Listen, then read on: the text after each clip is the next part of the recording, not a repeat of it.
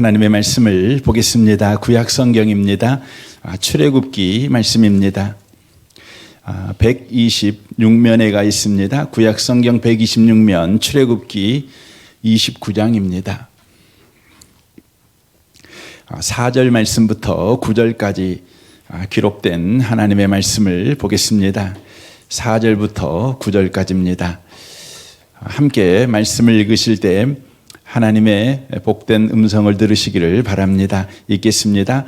너는 아론과 그의 아들들을 해망문으로 데려다가 물로 씻기고 의복을 가져다가 아론에게 속옷과 에봇 받침 겉옷과 에봇을 입히고 흉배를 달고 에봇에 정교하게 짠띠를 띠게 하고 그의 머리에 관을 씌우고 그 위에 거룩한 패를 더하고 관유를 가져다가 그의 머리에 부어 바르고 그의 아들들을 데려다가 그들에게 속옷을 입히고 아론과 그의 아들들에게 띠를 띄우며 관을 씌워 그들에게 제사장의 직분을 맡겨 영원한 규례가 되게 하라. 너는 이같이 아론과 그의 아들들에게 임하여 거룩하게 할지니라. 아멘. 아멘. 이 밤에 함께 예배하는 모든 분들 가운데 이 말씀의 축복이 함께 하시기를 주님의 이름으로 축원합니다. 출애굽기 강의 104번째 말씀을 함께 나누겠습니다. 우리가 제사장 직분 이임식을 거의 한 달 넘게 함께 지금 나누고 있습니다. 구약의 제사장으로 우리 하나님께서 아론과 그의 자손들을 택하셨습니다. 하지만 신약의 성도인 저와 여러분이 바로 이 시대에는 제사장들이라는 것이죠. 제사장은 제사를 드리는 일이 가장 중요한 사명 아니겠습니까? 신약의 성도인 우리는 삶으로 제사를 드리는 바로 제사장이라는 것을 우리가 놓치면 안 됩니다. 그러면 어떻게 삶으로 제사를 드리는가라는 그 질문에 대해서 오늘 제사장 이임 때 행하는 세 가지 의식을 통해서 그 부분을 알 수 있습니다. 우리는 지금 2주 전부터 이 부분을 살펴보고 있습니다. 가장 먼저는 물로 씻기라는 것입니다. 예수 그리스도와의 연합된 삶을 바로 살아가는 것, 예수를 믿는 믿음으로 사는 것이라고 말씀을 드렸습니다.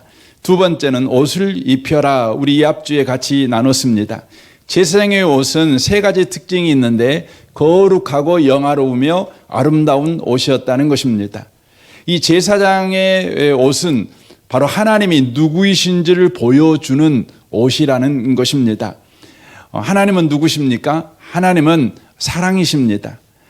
그러므로 신약의 제사장인 저와 여러분은 하나님이 사랑이심을 보이는 삶을 살아가는 자가 되어야 된다는 것입니다. 누가복음 10장에서 보면 예수님은 참된 제사장이 누구인가를 우리에게 말씀해 주고 있습니다. 제사장 옷을 입은 제사장이 참된 제사장이 아니요 성전에서 일하는 레위인이 참된 제사장이 아니라 바로 당시에 천시 여김을 받았던 그러나 강도 만난 이웃에게 사랑을 베푼 사마리아인이야말로 바로 참된 제사장임을 주님께서 밝히 드러내셨습니다. 그러므로 신약의 제사장인 저와 여러분은 강도 만난 이웃을 사랑하는 옷을 입음으로 말미암아 하나님이 누구이신지를 바로 세상 사람들에게 드러내 보이는 삶을 살아가야 된다는 것입니다. 그러나 이 이웃사랑은 우리의 결심과 각오와 노력으로 되는 것이 아니라는 것입니다. 오직 우리를 사랑하신 주님의 처음 사랑 안에 살 때 맺어지는 바로 사랑이라고 하는 것입니다. 그러므로 우리가 제사장으로서 이웃사랑의 옷을 입고 살아가는 삶을 위해서 계속해서 매일 매 순간마다 매 사건마다 놓치지 말아야 되는 것은 하나님이 나를 사랑한다는 것입니다. 이것을 놓치면 안 된다는 것입니다. 오늘 세 번째 말씀을 드리려고 합니다. 출애굽기 29장 7절 말씀입니다. 관유를 가져다가 그의 머리에 부어 바르고라고 말씀합니다. 세 번째로 기름을 부어 바르라라고 주님이 바로 명령하고 있습니다. 그래서 출애굽기 30장 30절에도 이렇게 말합니다. 너는 아론과 그의 아들들에게 기름을 발라 그들을 거룩하게 하고 그들이 내게 제사장 직분을 행하게 하고라고 말하고 있습니다. 제사장에게는 반드시 기름을 부어 발라야 제사장이 된다는 것입니다. 그러므로 신약의 제사장인 저와 여러분은 언제나 기름 부음이 있는 삶을 살아가야 된다는 것입니다. 이것이 제사장으로서 삶으로 예배 드리는 마땅한 삶이라는 것입니다. 그렇다면 신약에서 기름 부음을 이라는 것이 무엇입니까? 고린도후서 1장 21절을 보십시오. 너희는 우리를 너희와 함께 그리스도 안에서 굳건하게 하시고 우리에게 기름을 부으신 이는 하나님이시니 그가 또한 우리에게 인치시고 보증으로 우리 마음에 성령을 주셨느니라 라고 말씀합니다. 기름 부음은 마음에 성령을 주신 것이라고 신약 성경은 바로 말씀하고 있다고 하는 것입니다. 모든 제사장으로 세움받은 성도들은 기름 부음을 받은 자입니다. 다시 말씀드리면 모든 성도는 이미 성령의 기름 부음을 받은 자라고 하는 것입니다. 이미 받았습니다.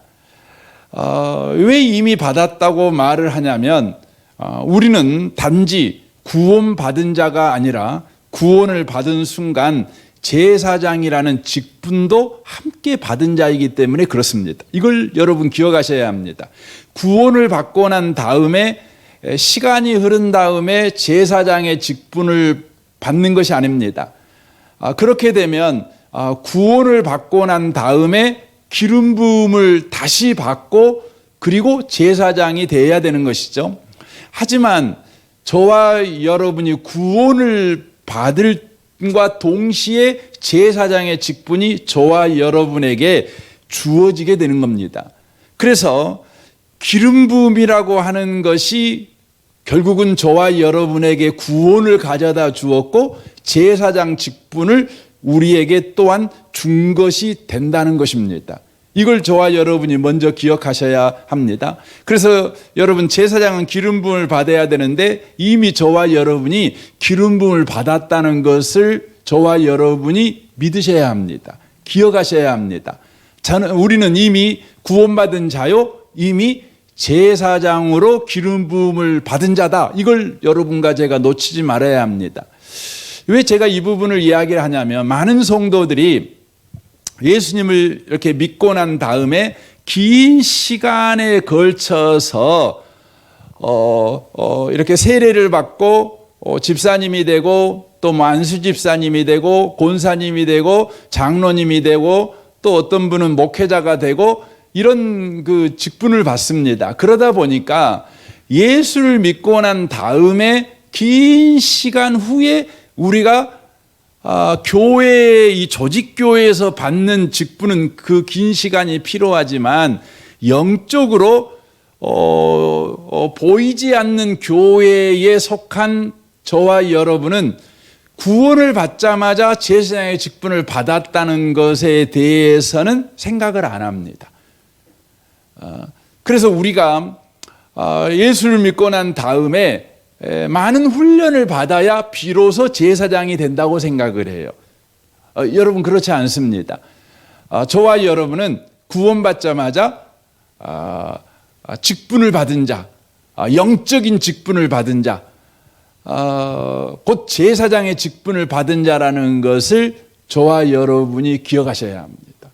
제사장이라는 것은 다른 표현으로 말하면 소명과 사명을 받았다 이렇게 말씀을 드릴 수가 있습니다. 그래서 성경에 보면 하나님께서 하나님의 사람들을 세우실 때 보면 구원과 동시에 그에게 사명을 주는 것을 보게 됩니다. 구원과 동시에 그들에게 직분을 주는 것을 보게 됩니다. 그 대표적인 신약의 인물이 베드로와 바울 사도입니다. 누가복음 5장을 보겠습니다. 시몬 베드로가 이를 보고 예수의 무릎 앞에 엎드려 이르되 뭘 봤습니까? 밤새도록 그물을 던졌지만 물고기 하나 못 잡지 않습니까? 그래서 아침이 되어서 이제 헛수고한 자기의 그물을 거두어서 이제 낙심의 심령을 품고 이제 단돌이 하는 거죠. 이제 집에 가려고 하는 겁니다. 근데 그때 예수님께서 오시지 않습니까? 오셔가지고 베드로에게 말씀하시죠. 근데 그 장면이 여러분 참 재미있는 장면이에요. 베드로하고 예수님은 며칠 전에 그의 사촌인 안드레 때문에 예수님을 만났어요. 안드레와 함께 예수님을 만났을 때에 베드로가 예수님의 첫인상을 보고 별 호감을 못 느꼈습니다. 그래서 그냥 돌아왔다고요. 그런데 이번에는 예수님께서 베드로를 찾아올 때 어떻게 찾아왔냐면 많은 무리들을 이끌고 찾아옵니다. 밤새고 그물 던진 한 마리 못 잡은 그런 상황에서 있을 때 엄청나게 많은 무리들과 함께 예수님이 나타납니다. 안드레하고 만났을 때 예수님의 인상과 다른 예수님 아닙니까? 그 예수님께서 오셔가지고 베드로 배 좀 빌리자게 해갖고 거기서 설교를 하시잖아요. 얼마나 긴 설교를 했는지 모르겠지만 바로 옆에서 베드로가 이제 설교를 들을 수밖에 없는 상황 가운데 놓인 거 아니겠습니까? 그리고는 예수님이 이제 깊은 데 가서 그물을 던져라라고 말씀하시죠. 베드로가 깊은 데 가서 그물을 던집니다. 그런데요, 이전에 경험하지 못했던 손맛을 이렇게 보는 것이죠. 물고기가 너무 많이 잡힌 것입니다. 그물이 찢어질 지경입니다. 혼자는 도저히 안 되는 겁니다. 그래서 이웃 동료들을 다 불러가지고 끌어올리는 것이죠. 충격을 받게 되는 거죠. 바로 이 사건이 있는 다음에 예수의 무릎 앞에 엎드리되 주여 나를 떠나소서 나는 죄인으로소이다 이렇게 말을 합니다. 자신이 죄인이라는 것을 지금 이야기를 하고 있는 것이죠. 이는 자기 및 자기와 함께 있는 모든 사람이 고기 잡힌 것으로 말미암아 놀라고 세베대의 아들로서 시몬의 동업자인 야고보와 요한도 놀랐음이니라 라고 말씀합니다. 예수께서 시몬에게 이르시되 바로 베드로에게 말씀하죠. 무서워하지 말라. 이제 후로는 네가 사람을 취하리라 라고 말씀합니다. 주여 내가 죄인입니다. 이렇게 고백하지요. 이것은 주의 은혜가 그에게 임하여서 바로 영적인 생명, 바로 거듭난 은혜가 그에게 임한 것입니다. 그와 동시에 주님께서 그에게 어떻게 하십니까? 사람을 낳는 어부가 되겠다 이렇게 말씀하십니다. 곧바로 직분을 맡기는 겁니다. 사도로 불러버리는 것이죠. 우리는 조직교회 안에서는 우리는 그렇게 할 수밖에 없습니다. 우리 안에 연약함이 있기 때문에 그래서 이제 시간이 좀 필요합니다.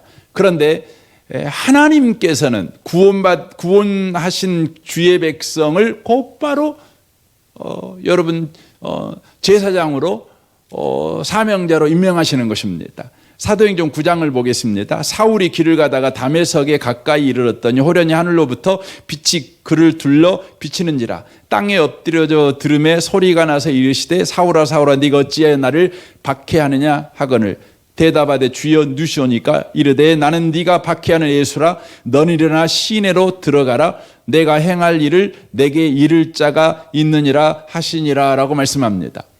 곧바로 구원하시죠. 구원하자마자 어떤 직분을 내가 너에게 줬는지 너에게 알려줄 사람이 있을 것이다. 시내로 들어가라. 그래서 바울이 이제 다메섹 시내로 들어가는 것 아니겠습니까? 그때에 다메섹의 아나니아라는 사람에게 또 성령 하나님께서 말씀하셔서 베드로에게 가게 하지요. 바울에게 가게 하지요. 그리고는 말씀합니다. 15절에 보면 주께서 이르시되 가라. 이 사람은 내 이름을 이방인과 임금들과 이스라엘 자손들에게 전하기 위하여 택한 나의 그릇이라 라고 말씀합니다. 구원과 동시에 직분을 맡기는 겁니다. 구원과 동시에 사명을 맡기는 것입니다. 사랑하는 성도 여러분, 구원과 동시에 저와 여러분은 제사장이라는 것을 기억하셔야 돼요. 그래서 제사장이 되기 위해서 저와 여러분에게 따로 기름 부음을 구하는 여러분 노력과 기도가 필요가 없습니다. 주님 나를 제사장으로 삼아 주십시오. 그리고 이를 위해서 내게 기름 부음을 주십시오. 성령을 내게 부어 주십시오. 이렇게 기도할 필요는 없다는 것입니다. 왜냐하면 성령의 기름 부음이 없으면 구원도 없고 제사장이 되는 일도 없기 때문에 그렇습니다. 그래서 이 기름 부음이라는 뜻 안에는 어떤 뜻이 있냐면 하나님의 절대 주권이라는 뜻이 있습니다.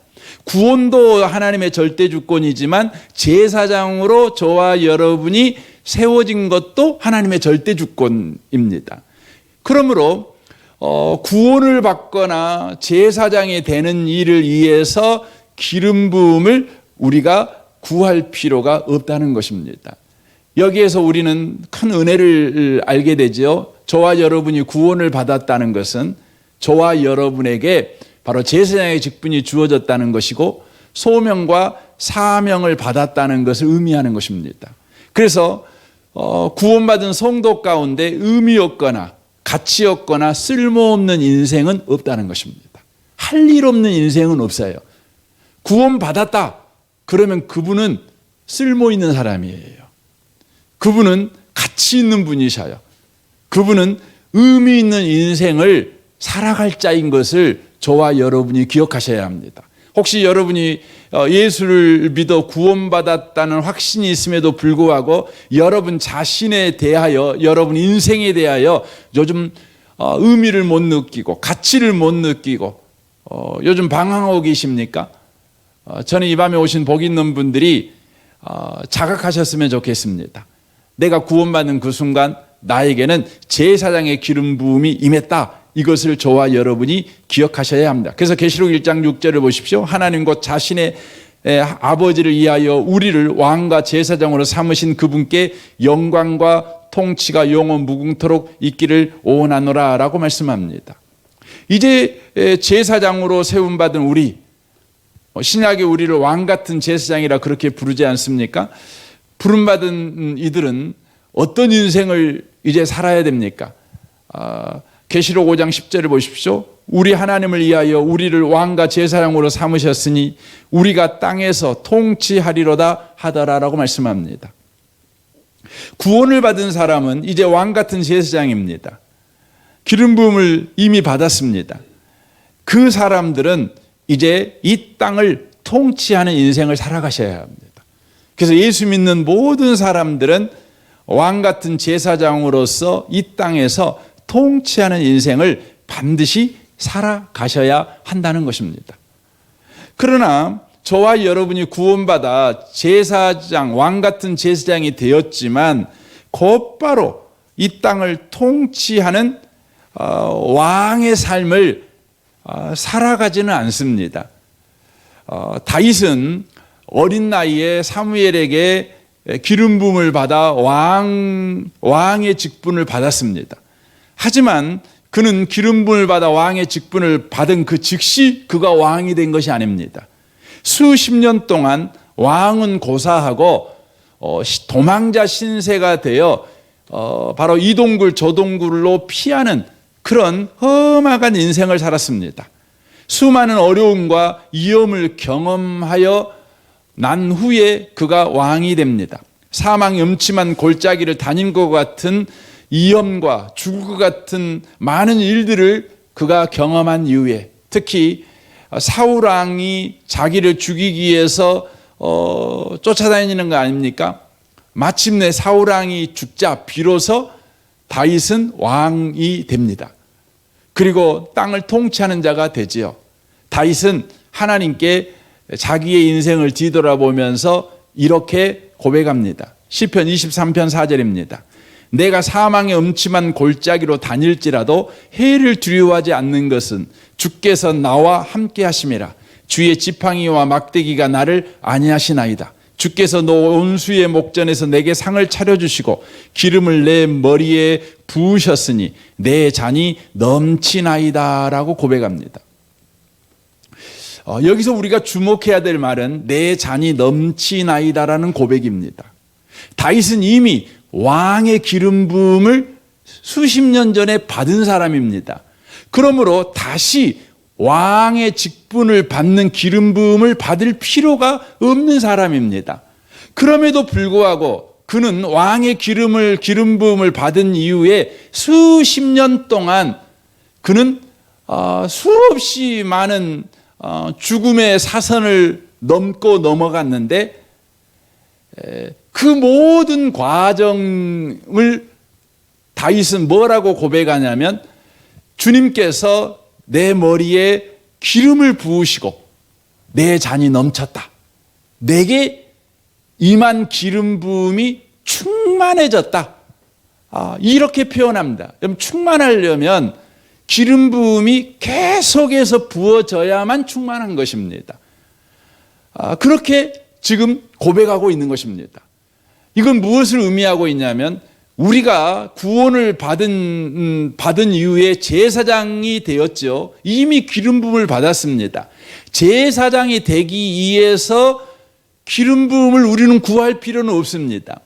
그런데 다윗의 예를 통해 우리에게 가르쳐 주는 것이 있는데 그게 뭐냐면 바로 직분을 받기 위한 기름 부음은 우리에게 더 이상 필요 없는데 그 직분대로 바로 살아가는 데에는 그 직분을 감당하는 자가 되는 데에는 바로 기름 부음이 필요하다는 것을 지금 이야기를 해주고 있는 것입니다.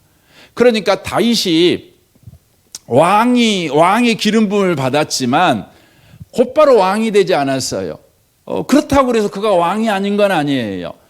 그런데 우리 하나님께서 그 10여 년이라는 긴 시간 동안 그가 왕으로서 왕자리를 감당하는 사람이 되도록 다윗의 입장에서는 많은 죽음의 이기, 사망의 음침한 골짜기를 지났지만 하나님 입장에서는 계속해서 다윗에게 기름 부음을 부어주시는 시간이었다는 거예요.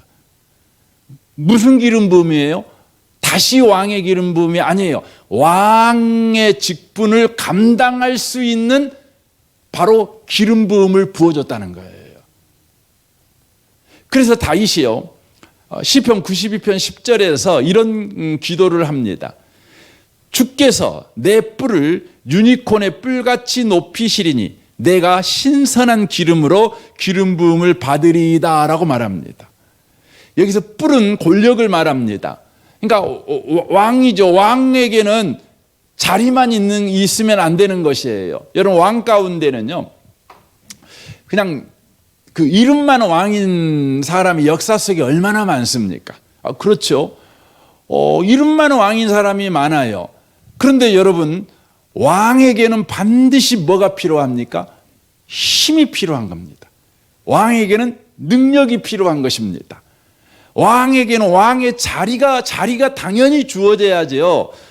그와 동시에 그 왕의 자리에서 왕다운 능력을 행사할 수 있어야 되는 것입니다. 그런데 다윗이 지금 무슨 이야기를 하냐면 내 뿔을 유니콘의 뿔같이 높이시리니 하나님이 내게 왕의 자리를 주시고 이제 왕의 권세를 높여주신다는 것이에요. 이를 위해서 내가 신선한 기름으로 기름 부음을 받으리이다.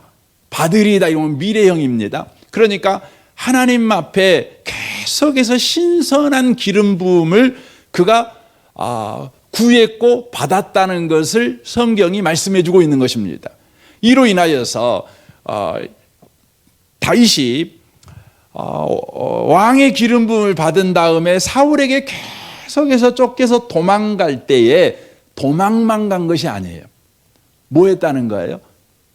그는 계속해서 하나님 앞에 신선한 기름 부음을 구했어요. 주님, 내가 왕입니다.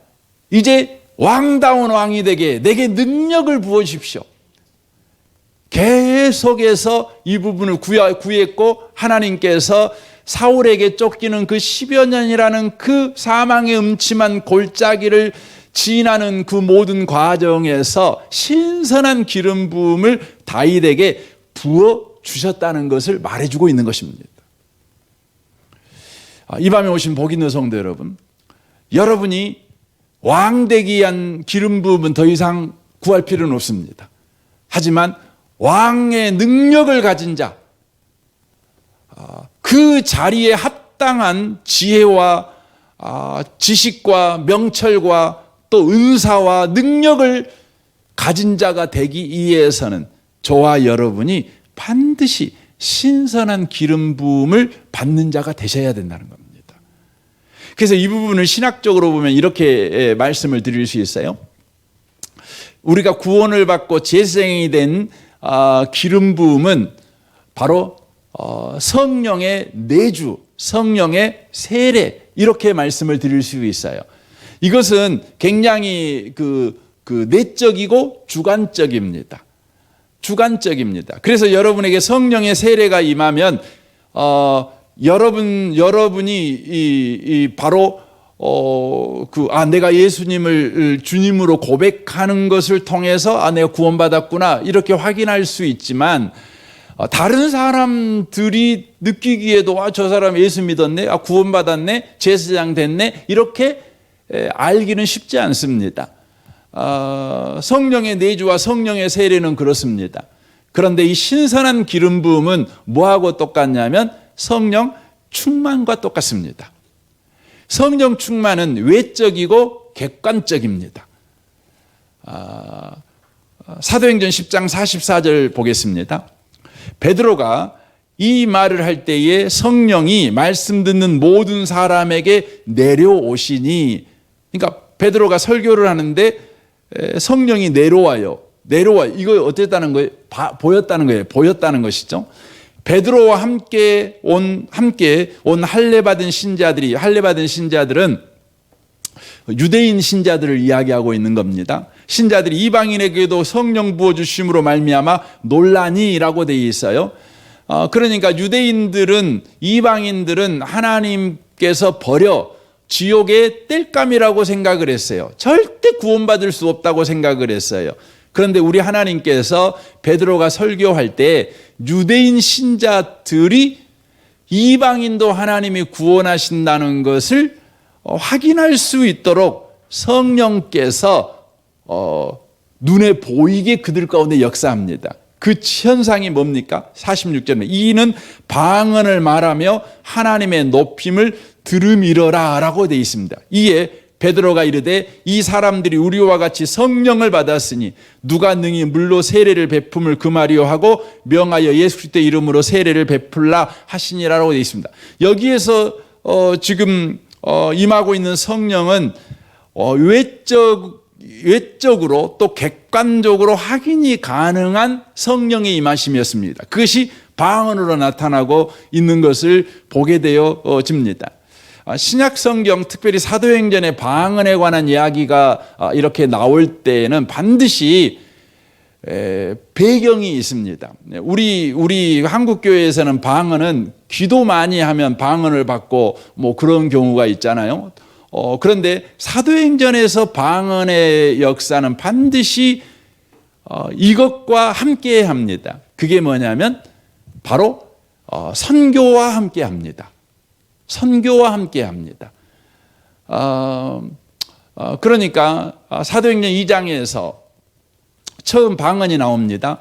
성령의 말하 계심에 따라 말하니라 이렇게 되잖아요. 그런데 거기서 첫 번째 방언이 나오는데 왜 그때 방언이 필요했느냐? 그러면 선교를 위해서 방언이 필요했어요.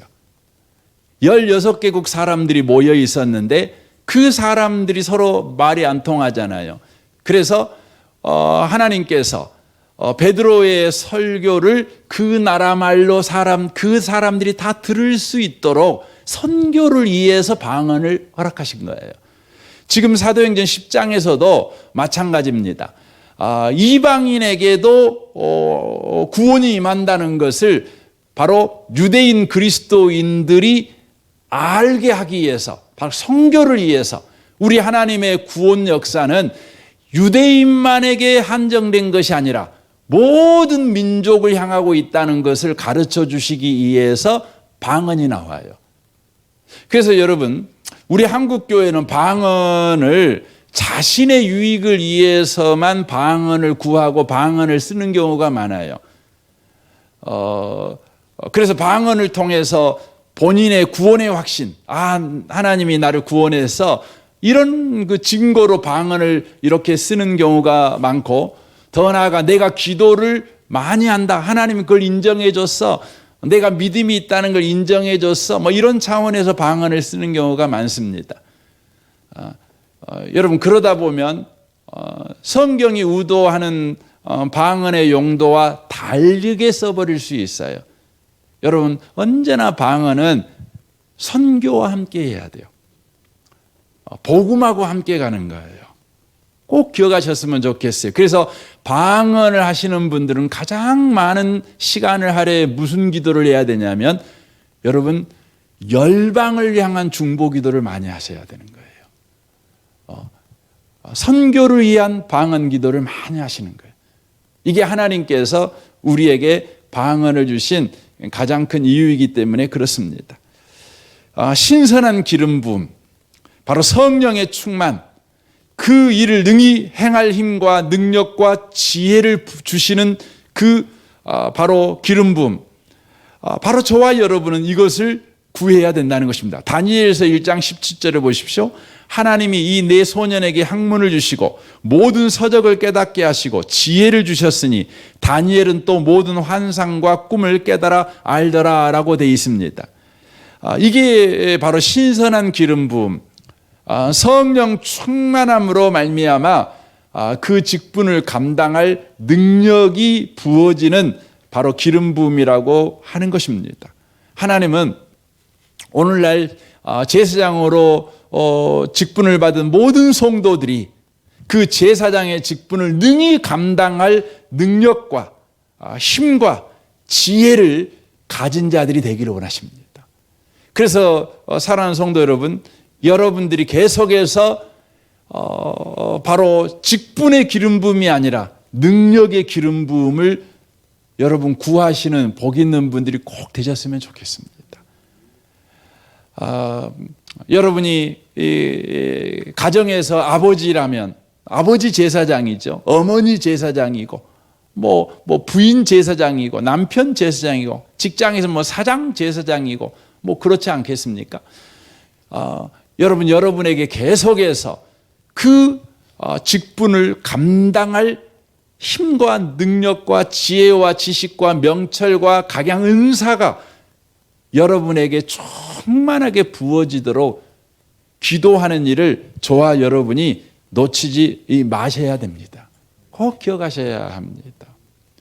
바울 사도가 고린도전서 2장 1절에서 이런 이야기합니다. 형제들아, 내가 너희에게 나아가 하나님의 증거를 전할 때 말과 지혜의 아름다운 것으로 아니하였나니 내가 너희 중에서 예수 그리스도와 그가 십자가에 못 박히신 것 외에는 아무것도 알지 아니하기로 작정하였습니다. 내가 너희 가운데 거할 때에 약하고 두려워하고 심히 떨었노라. 내 말과 내 전도함이 설득력 있는 지혜의 말로 아니하고 다만 성령의 나타나심과 능력으로 하여 너희 믿음이 사람의 지혜에 있지 아니하고 다만 하나님의 능력에 있게 하려 하였노라라고 말합니다.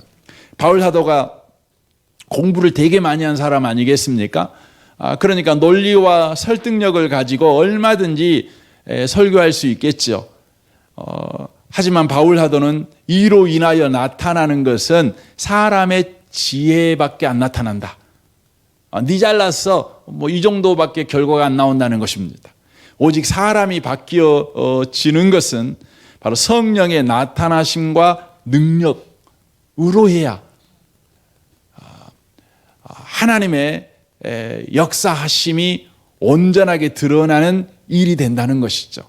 성령의 나타남과 능력, 이것이 곧 성령의 기름 부음, 바로 신선한 기름 부음이라고 말씀을 드릴 수가 있는 것입니다. 이사야 61장 1절을 보십시오. 주 여호와의 영이 내게 내리셨으니 이는 여호와께서 내게 기름을 부으사 가난한 자에게 아름다운 소식을 전하게 하려 하심이라 라고 되어 있습니다.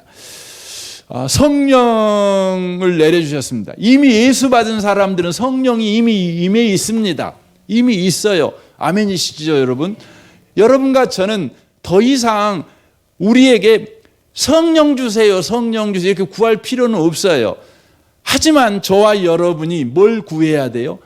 직분을 감당하기 위해서는 내 자리 역할을 감당하기 위해서는 반드시 성령의 충만이 필요해요. 기름 부음이 필요한 것입니다. 그래서 성령이여 이 시간 내게 충만하게 역사하십시오. 성령 충만을 구하는 일은 저와 여러분이 놓치면 안 된다는 것입니다.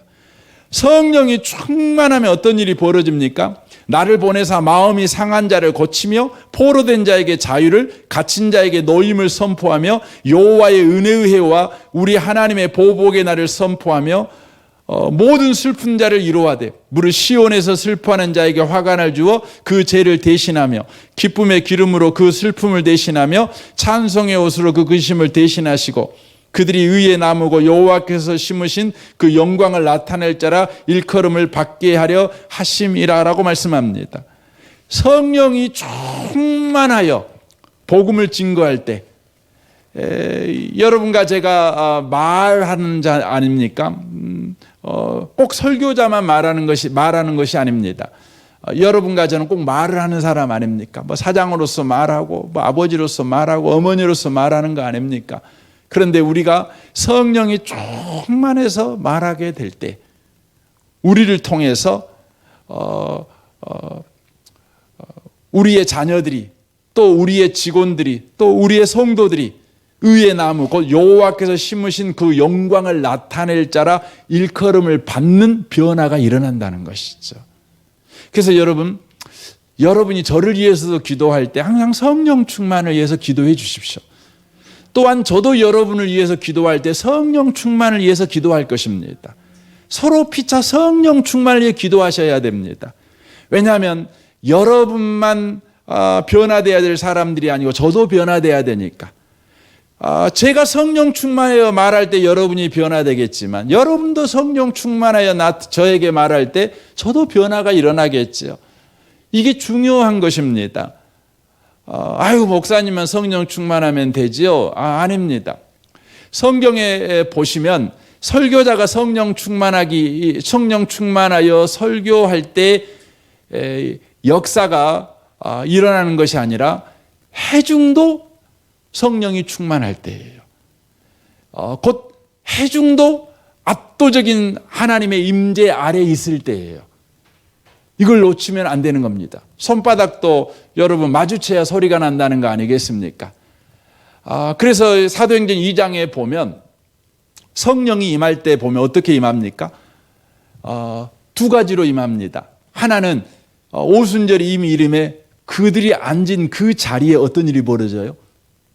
급하고 강한 바람 같은 소리가 온 집에 가득합니다.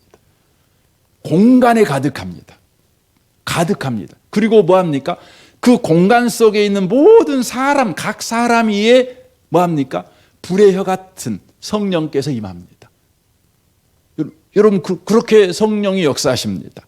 그래서 여러분과 제가 우리 예배 드릴 때마다 주님, 우리가 예배 드리는 이 모든 공간, 이 공간 속에 단 한 평도 의심이 자리 잡지 못하도록, 악한 자가 자리 잡지 못하도록 하늘의 급한 바람 같은 성령께서 이 공간을 충만하게 장악하시고 이 공간에 들어오는 모든 사람마다 또 성령께서 장악해 주십시오.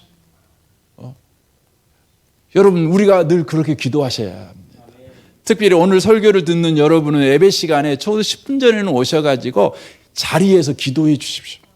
여러분이 은혜 받기 위해서 기도도 하셔야 되겠지만 무엇보다 이 공간 전체가 성령으로 충만하도록 기름 부음이 있도록 여러분 기도하십시오. 그리고 이 공간에 모이는 모든 사람이 다 성령의 기름 부음이 있도록 설교자든지 기도자든지 안내자든지 회중이든지 다 여러분 그렇게 우리가 피차 기도해야 될 줄로 믿습니다. 성경은 우리에게 놀라운 약속하지요. 구하면 성령의 기름 부음을 주겠대요. 그래서 누가복음 11장 9절 보십시오. 내가 또 너희에게 이르노니 구하라 그리하면 너희에게 주실 것이요 찾으라 그러면 찾아낼 것이요 문을 두드리라 그러면 너희에게 열릴 것이니 구하는 이마다 받을 것이요 찾는 이는 찾아낼 것이요 두드리는 이에게 열릴 것이니라. 너희 중에 아버지 된 자로서 누가 아들이 생선을 달라 하는데 생선 대신에 뱀을 주며 알을 달라 하는데 성가를 주겠느냐. 너희가 악할지라도 좋은 것을 자식에게 줄 알거든. 하물며 너희 하늘아버지께서 구하는 자에게 성령을 주시지 않겠느냐 하시니라 라고 말씀하십니다. 성령을 구하셔야 합니다. 다윗과 사울의 차이점이 있죠. 여러분, 다윗과 사울은 동일하게 기름 부음으로 왕의 자리에 앉은 사람입니다. 사울은 쿠데타를 일으켜갖고 왕이 된 사람이 아니에요. 기름 부음을 받아서 왕이 된 사람이에요. 다윗도 기름 부음을 받아서 왕이 된 사람입니다. 하지만 그의 종국은 완전히 다릅니다. 왜 다를까요? 다윗은 여러분이 아니니까 일단 놔두고 사울을 보십시오. 사울이 어떻게 되었습니까? 사무엘하 1장 21절에서 사울왕이 죽자 다윗이 사울왕의 인생을 슬퍼하면서 이렇게 사울왕의 인생을 이야기합니다. 사무엘하 1장 21절입니다. 세 번역으로 보겠습니다. 길보아의 산에서 용사들의 방패가 치욕을 당하였고 사울의 방패가 녹슨 채로 버려졌기 때문이다 라고 되어 있습니다. 하나님께서 사울에게 방패를 주셨습니다. 이스라엘의 권위자가 되게 하셨습니다. 이스라엘을 지키는 자, 바로 기름 부어 왕이 되게 하셨습니다. 여러분, 권위자라는 말은 방패 같은 자예요. 권위자는 지켜내는 자지요. 그런데 사울의 방패는 녹슬었어요. 왜 녹이 씁니까? 기름 부음이 없으니까요. 기름칠이 안 되니까 여러분 녹이 쓸어버린 것입니다. 여러분, 여러분에게 하나님이 주신 역할이 녹이 쓰르지 않도록 계속해서 기름칠을 해야 돼요. 여러분의 방패를 하나님께서 뺏어가지는 않을 것입니다. 하지만 녹이 쓸어버리면 어떻게 됩니까? 역할을 못하는 것이죠. 소리만 요란하지요. 녹슨 능력, 녹슨 지혜, 녹슨 언어를 말하고 녹슨 영성을 가지고 녹슨 기도와 녹슨 찬양과 녹슨 예배를 드리는 녹슨 봉사를 하는 여러분, 사울 같은 사람이 될 수밖에 없는 겁니다. 사울은 여전히 왕이었습니다. 그런데 녹슨 왕이었습니다. 그러니 백성 캥이는 자기 자신, 아니 자기 자식들도 지켜내지 못하는, 여러분 얼마나 슬픈 여러분 가정이 됐습니까? 아주 풍지박산 나버리지 않습니까? 여러분에게 하나님이 주신 직분, 방패가 녹슬지 않게 해야 됩니다. 기름칠을 계속 해야 합니다. 기름칠이 멈춰지지 않게 해야 합니다. 여러분, 기름칠하는 것이 뭡니까? 성령 충만을 구하는 것입니다. 기도하는 것이죠. 마태복음 26장 40절에 예수님이 말씀하죠. 제자들에게 오사 그 자는 것을 보시고 베드로에게 말씀하시되 너희가 나와 함께 한 시간도 이렇게 깨어 있을 수 없더냐. 시험에 들지 않게 깨어 기도하라. 마음에는 온유로되 육신이 약하도다 라고 말씀하십니다. 시험에 들지 않게 깨어 기도하라 라고 말씀합니다. 기도가 사라지는 순간, 기름칠이 되어 있지 않는 녹슨 우리의 신앙생활이 되는 순간 우리에게 남는 것은 시험밖에 없다는 거예요. 교회에 오면 시험 엄청 들고 가지 않습니까? 나만 시험 드나요? 다른 사람들도 함께 시험 들게 만들죠. 예배 드리다가 시험 듭니다. 봉사하다가 시험 들죠. 예배 끝나고 나가다가 또 시험 듭니다. 예배 드리기 위해서 오다가 시험 듭니다. 여러분, 기름칠이 사라져버린 신앙생활, 기도가 사라져버린 신앙생활은요, 시험뿐이라는 것을 기억하셔야 됩니다. 그래서 에베소 5장 14절에 주님은 이렇게 말씀하지. 그러므로 이르기를 잠자는 자여 깨어서 죽은 자들 가운데 일어나라. 녹슨 자여 일어나서 역할을 해라 이렇게 요구하는 거죠. 그리스도께서 너에게 비추시리라 하였느니라. 그런즉 너희가 어떻게 행할지를 자세히 주의하여 지혜 없는 자가 자지 말고 오직 지혜 있는 자가 채 세월을 아끼라. 때가 악하니라. 그러므로 어리석은 자가 되지 말고 오직 주의 뜻이 무엇인가 이해하라. 술 취하지 말라. 이는 방탕한 것이니 오직 성령으로 충만함을 받으라. 성령의 충만함을 받으라고 말씀하시는 건 성령의 충만함을 매 순간마다 구하라. 성령의 기름칠을 구하라. 신선한 기름 부음을 구하라. 내가 너를 하나님의 자녀되게 하는 기름 부음을 주었고 제사장이 된 기름 부음을 주었는데 그걸 내가 빼앗지는 않겠다. 하지만 녹슨 제사장이 되어가지고 어리석은 자가 되고 술 취한 자가 되어 세월을 허랑방탕하는 자의 인생을 네가 살아서 되겠느냐? 성령 충만을 구해라. 그래서 성령 충만 받으라. 이렇게 말씀하는 것입니다. 우리는 모든 일 그리고 매 순간마다 성령의 신선한 기름 부음, 성령 충만을 구해야 할 줄로 믿습니다. 그래서 에베소 6장 10절에 이렇게 말씀합니다. 끝으로 너희가 주 안에서와 그의 힘의 능력으로 강건해지고 마귀의 관계를 능히 대적하기 위하여 하나님의 전신갑주를 입으라. 우리의 씨름은 혈과 육을 상대하는 것이 아니요 통치자들과 권세들과 이 어둠의 세상 주관자들과 하늘에 있는 악한 영들을 상대함이라. 그러므로 하나님의 전신갑주를 취하라. 이는 악한 날에 너희가 능히 대적하고 모든 일을 행한 후에 서기에 함이라.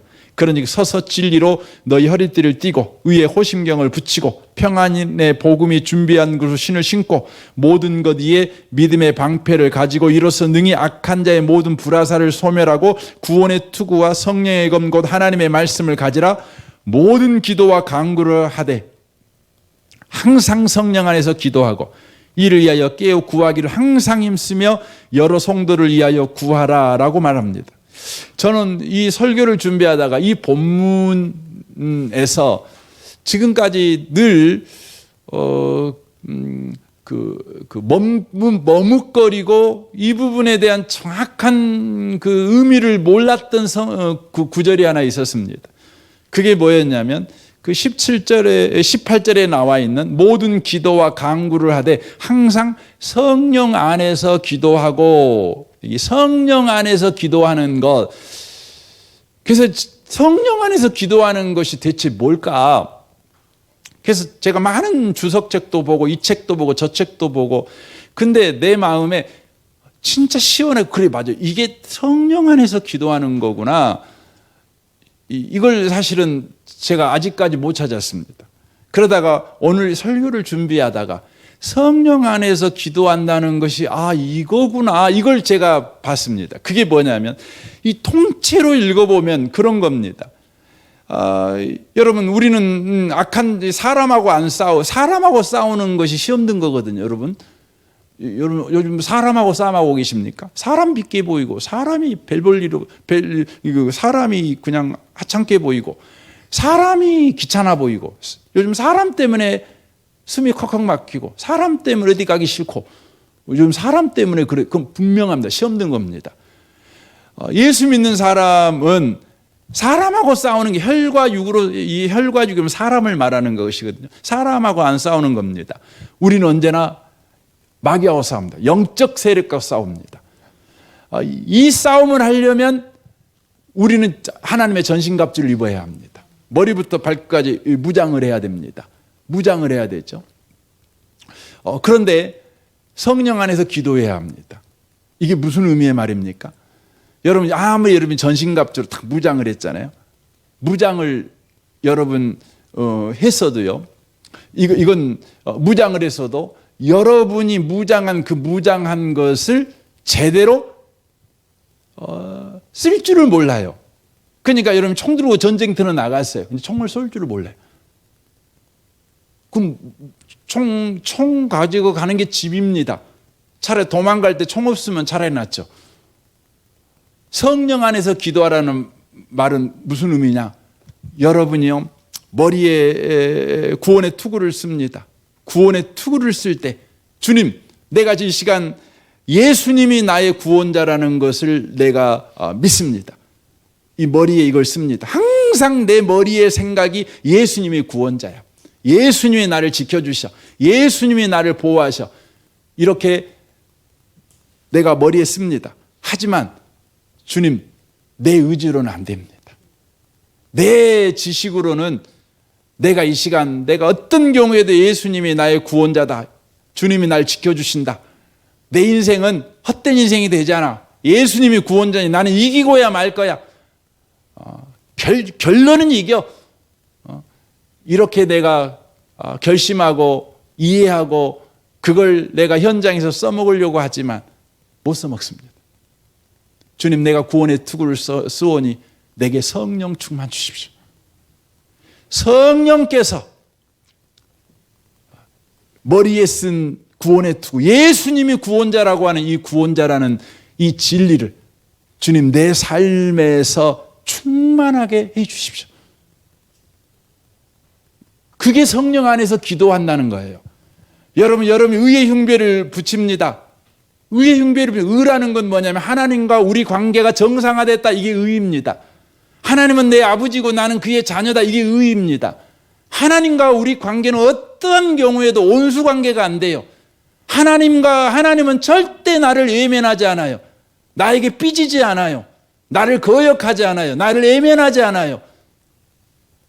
하나님은 언제나 내 손에 더러운 피가 묻었어도 두 팔 벌려 나를 끌어안아 주시고 나를 볼 때마다 기쁨을 이기지 못하시는 하나님이시다. 이게 뭐냐면 의의 흉배를 붙이는 거예요. 우리 이거 압니다. 그래도 여러분과 제가요, 알지만 사람 보면, 미운 사람 보면 그거 못 써먹습니다. 무기로 못 써먹습니다. 안 써요. 그냥 성질대로 사는 겁니다. 진리대로 안 삽니다. 그러니까 여러분과 제가 성령 안에서 기도해야 돼요. 성령님, 이 시간에 나를 충만하게 하십시오. 의의 흉배로 충만하게 하십시오. 어떠한 경우 어떠한 상황에서도 성령이여, 바로 하나님과 나의 관계가 정상화되었다는 것을 성령께서 계속해서 가르쳐 주시고 성령께서 계속해서 나로 하여금 깨닫게 해주시고 그것을 무기로 쓰도록 주님 나를 축복해 주십시오. 이게 성령 안에서 기도한다는 것입니다. 여러분, 우리는 성령 충만해야 합니다. 우리가요, 예수 믿지만 예수 믿는 게 녹슬어 버렸다고요. 그렇지 않습니까? 그래서 예수 믿는다는 게 여러분과 저에게 무기가 아니에요. 날카롭고 예리한 단칼에 그냥 마귀를 대적할 무기가 아니에요. 예수를 믿지만 저와 여러분이 여전히 안 믿는 사람과 방불하게 살아요. 저와 여러분이 여전히 예수가 무기지, 예수가 내게 무기인데도 비록 다임이 녹슬라고 쓸 수 없으니까 돈을 찾고 권력을 찾고 배경을 찾고 그렇게 삽니다. 그냥 똑같이 삽니다. 여러분, 그렇게 안 살려면 우리가 성령의 충만함을 받으셔야 돼요. 기름 부음을 받으셔야 돼요. 여러분, 예수 믿는 게 녹슬지 마시기를 바랍니다. 하나님이 여러분 아버지라는 것이 녹슬지 마시기 바랍니다. 여러분이 하나님의 자녀라는 것이 여러분 녹슬어 가지고 못 쓰는 고무리를 만들어 버리지 마세요. 성령으로 충만하셔야 된다고 하는 것입니다. 강원도 예수원에 대천덕 신부라는 분이 계십니다. 그 신부님의 할아버지가 R.A. 토레이 목사님이십니다. 여러분, 그 시중에 보면 성령에 관련된 책을 찾아보면 R.A. 토레이라는 분이 쓴 책이 되게 많이 있습니다. 저도 한 4권, 5권인가 아마 있을 것 같은데요. 이분이 무디 목사님하고 같이 미국에서 성령 운동을 하신 분이십니다. 근데 이분은 이렇게 아침마다 일어나서 기도했습니다. 하나님, 성령 충만하게 도와주십시오. 왜냐하면 성령 충만하지 않으면 오늘 하루 나는 너무 쉽게 흔들릴 수 있는 사람이기 때문입니다.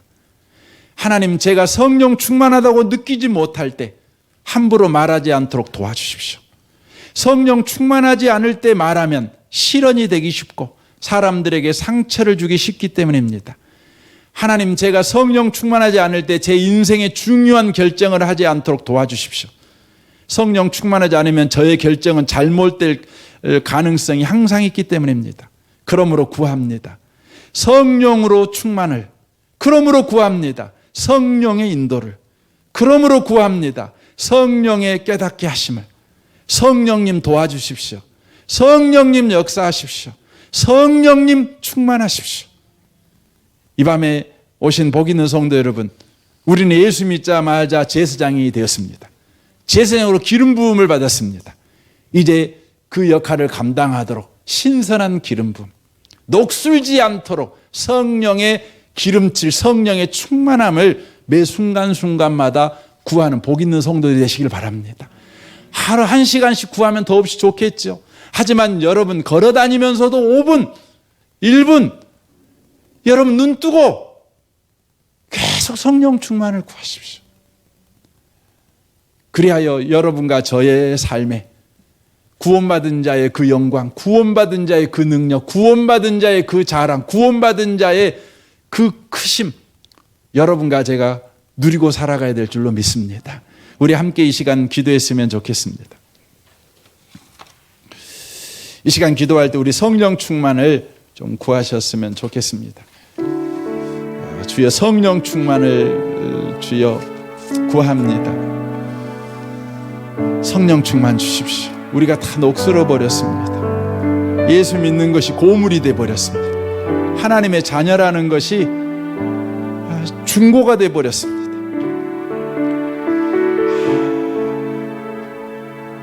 100년이 가도 200년이 가도 명품은 시간이 가면 더욱 좋아집니다. 여러분, 예수 믿는 것은 명품 인생입니다. 예수 믿는 것은 굉장한 것입니다. 주의 성령 충만하게 하십시오. 우리 이 밤에 같이 한번 기도했으면 좋겠습니다.